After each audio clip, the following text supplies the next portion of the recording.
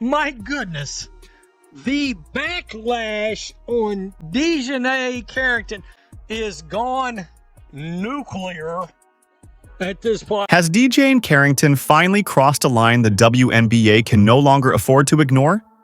This isn't about playing tough or getting gritty on defense. What we're seeing now is a clear pattern of dirty, dangerous play, and it's escalating fast. She's gone from aggressive to outright reckless, with one of the wildest fouls the league has seen in recent memory. We're talking about grabbing opponents by the hair, taking swipes at their eyes mid-game, and using tactics that would get her instantly disqualified from an MMA fight. This isn't just rough basketball. This is intent to harm. And somehow, the refs are letting it slide, game after game. This is a bad look for the league. It is a bad look for the league that every game, the referees are turning a blind eye to something that would potentially get them disqualified from an MMA fight.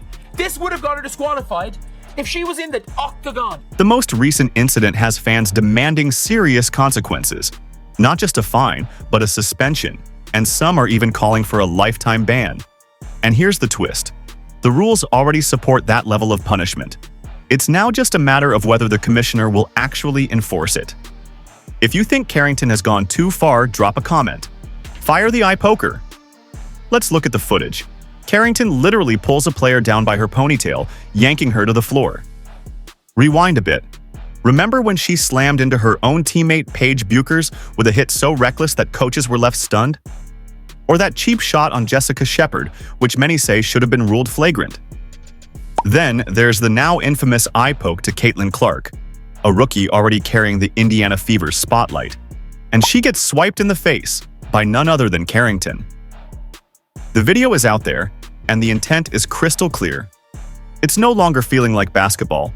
It's starting to look more like WWE tryouts. Eye gouging, headshots, hair pulling, and it's happening fast. Just in the last 5 games, Carrington has committed 3 serious acts of foul play. In that same stretch, she also undercut Skylar Diggins midair and delivered a hit to Sabrina Ionescu. Now here's where it gets truly alarming. She's been officially called for 3 flagrant fouls in the last month alone, and that doesn't even count 2 more that weren't called, but fans and analysts agree were just as brutal. That's 5 dangerous incidents in just a few weeks. This is beyond competitiveness. This is turning into a threat to player safety. The question is, how much longer can the league ignore this before something truly damaging happens? At this point, the numbers speak louder than words. This isn't a fluke. It's a clear and consistent pattern. So now we're faced with the million-dollar question. What is the WNBA going to do about it? Or maybe the better question is, will they do anything at all? Because right now, it looks like the league is not just turning a blind eye, it's practically protecting players who cross the line. This isn't physical, tough basketball. It's straight-up dirty play.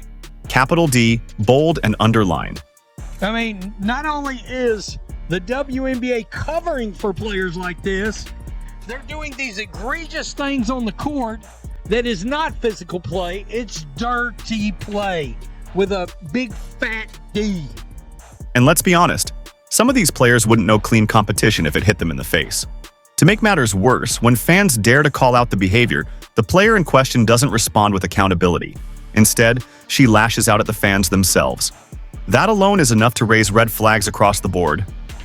Let's not forget, the WNBA has rules in place.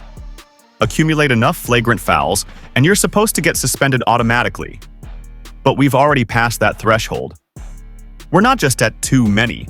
We're now in how much more do you need territory. Player safety is supposed to be a top priority.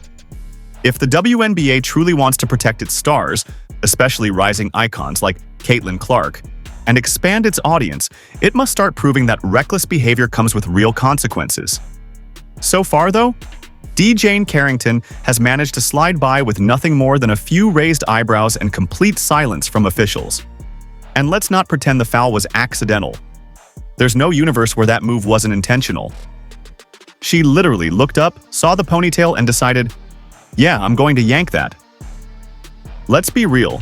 She deliberately pulled the white girl down to the floor, and you can see it all over the footage. That wasn't heat-of-the-moment aggression. That was calculated. And with that, let's talk about the foul that finally blew the lid off this entire situation. During the third quarter of a fiery clash between the Dallas Wings and the Los Angeles Sparks, DiJonai Carrington took things to a shocking new level. She reached out and grabbed Sarah Ashley Barker by the hair, yanking her down like it was a schoolyard game of tug-of-war. The entire arena went silent in disbelief.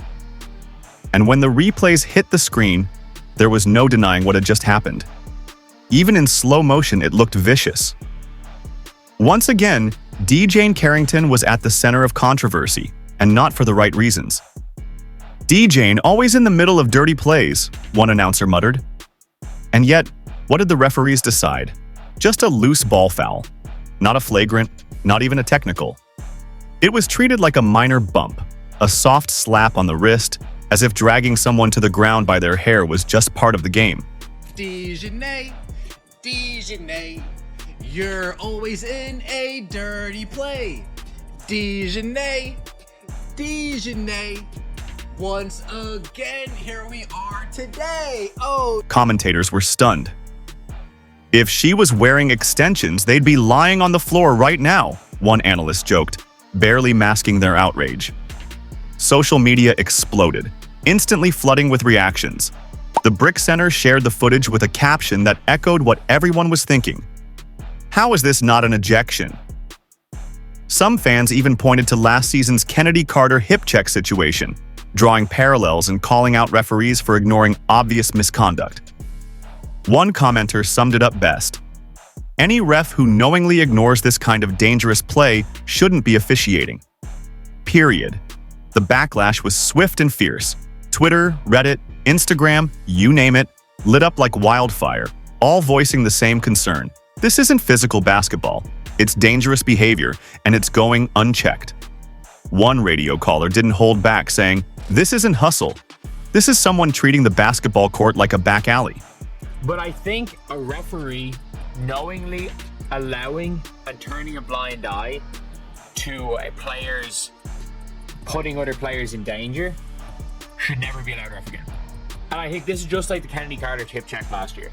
And honestly, it's hard to disagree. I'm not saying we need fights breaking out in games, but let's be real. This team has a serious problem, and it's time the league started treating it like one. This league has a serious issue when it comes to backing up its own players. It feels like everyone's out for themselves, and the unity just isn't there. The hair pull wasn't an isolated incident. It opened the floodgates. Fans began digging deeper, uncovering a trail of undercuts, elbows, and late hits. DiJonai Carrington wasn't just having a rough stretch. She had become a walking compilation of dirty plays, and not the kind fans cheer for. These were the kind of actions that had people asking, why hasn't the WNBA stepped in yet? And the criticism? It was well earned. People were calling for her to be taken off the court. Some were pointing fingers directly at WNBA Commissioner Kathy Engelbert, saying she's the problem for allowing this to continue unchecked. Fans are demanding accountability now, not just from Carrington, but from the league itself. Because if someone gets seriously hurt, it won't just be on the player. It'll be on the leadership that looked the other way. Look, I don't condone fighting on the court, but this team has a real issue. This league has a real issue getting their own teammates' backs. It feels like so many of these players are all out for themselves. Carrington's reckless behavior is well documented. There's enough video evidence to build a case, and still, nothing. In just a single month, she leads the WNBA in flagrant fouls. That's not a stat, that's a warning sign. And yet, the league has stayed completely silent. No fines, no suspensions, no statements. It's as if they think ignoring it will make it disappear. DiJonai Carrington has quickly become one of the most controversial names in the league.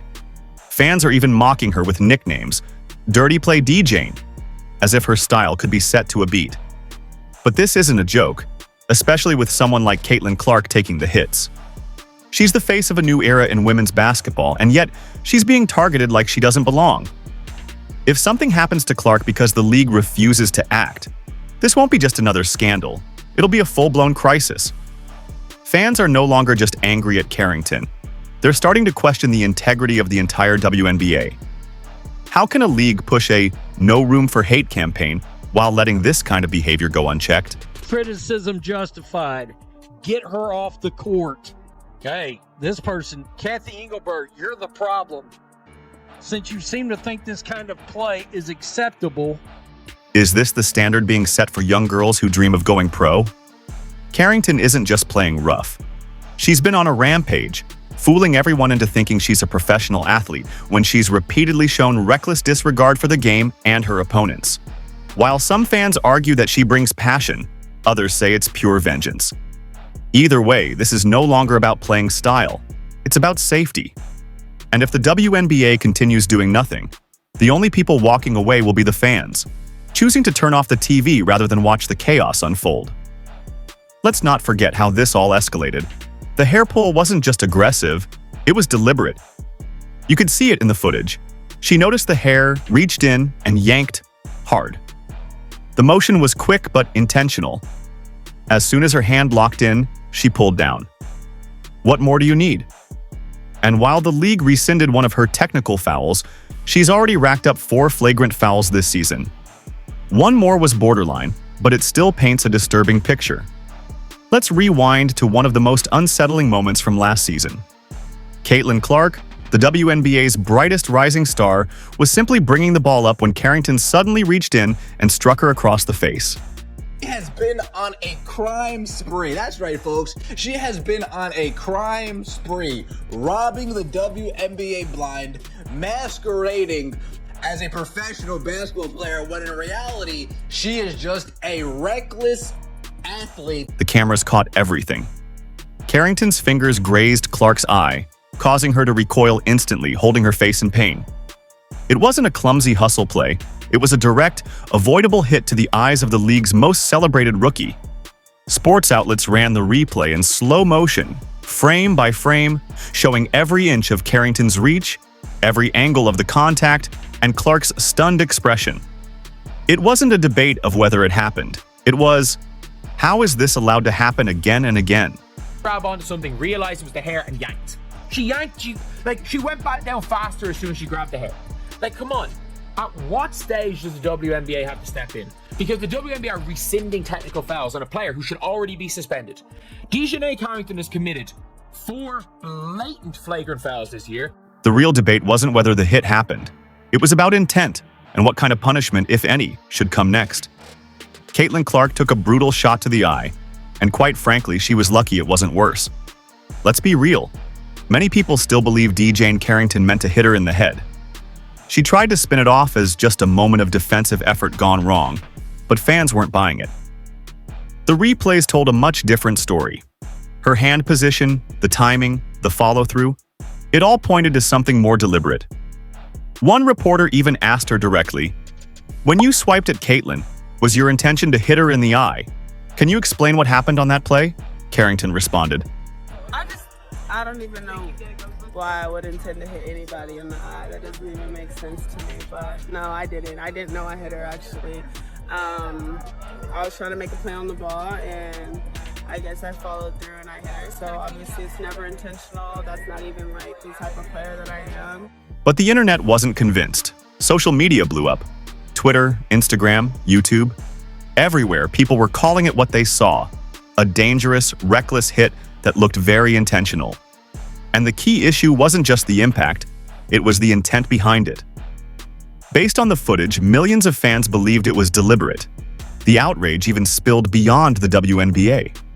Regular NBA fans, many of whom rarely tune into the Women's League, were now talking about DiJonai Carrington by name. That's how far the conversation spread. You've now got normal NBA fans. You have got normal NBA fans, talking about DiJonai Carrington. Meanwhile, Caitlin Clark did what she always does. She stayed silent, letting her game speak instead. But her reaction said more than words ever could. She didn't look like the usual calm, composed leader. She looked shaken. And for someone who's been fouled, shoved, and targeted all season without flinching, that brief moment of vulnerability spoke volumes. That's when fans and analysts alike started demanding real consequences. The timing couldn't have been worse. Or more telling, Caitlin Clark isn't just a player. She's the reason millions of new eyes are on the WNBA. She's boosting ratings, drawing headlines, and bringing in money. And yet, despite all that, she's being physically targeted game after game, with no real response from the league. That eye poke wasn't an isolated incident. It was just the latest in a growing list of dangerous plays. And fans had had enough. This should give us a better angle. Yeah, look, she clearly comes down hard and catches her in the face. The replay said it all. It wasn't just a tough foul, it was reckless. Soon, video compilations of Carrington's past incidents began flooding social media. The eye rake, the ponytail grab, the undercuts, the headshots. This wasn't about a single moment of frustration, it was a pattern, and fans were connecting the dots. The story quickly shifted from bad foul to something much bigger. Is the WNBA enabling a repeat offender? Analysts, players, even casual viewers started asking serious questions. Caitlin Clark, the league's biggest draw, just got hit. Again. And once again, there were no consequences. No statement, no fine, no suspension, nothing. The silence from the top only fueled the outrage. This isn't just a bad look, it's a crisis, one analyst said. And he wasn't wrong. Kathy Engelbert's name kept coming up. She hadn't publicly addressed Carrington's behavior. Meanwhile, Carrington had already racked up 3 flagrant fouls in just a few weeks. Possibly more, depending on who you ask. And yet, still no action. Fans started accusing Engelbert of protecting certain players instead of protecting the league's integrity. It is a very relevant topic because now you have got posts going viral in the general basketball world, and this type of stuff is just a bad look for the league. It is a bad look for the league. Engelbert, you're the problem. When someone gets seriously injured, it's on you, one viral post read. Veteran voices like Mark Jackson spoke out. If the WNBA won't enforce its own rules, what message are they sending? The media echoed it. Reddit threads exploded. YouTube live streams called for real accountability. Fans made it simple. Suspend Carrington, or the league loses credibility. One clip showed a clear flagrant, taking a player out midair. The refs called it. Then league officials overruled it. That's when people stopped giving the WNBA the benefit of the doubt. Why should DiJonai Carrington care about player safety if the league doesn't? That's what people were asking, and they weren't wrong.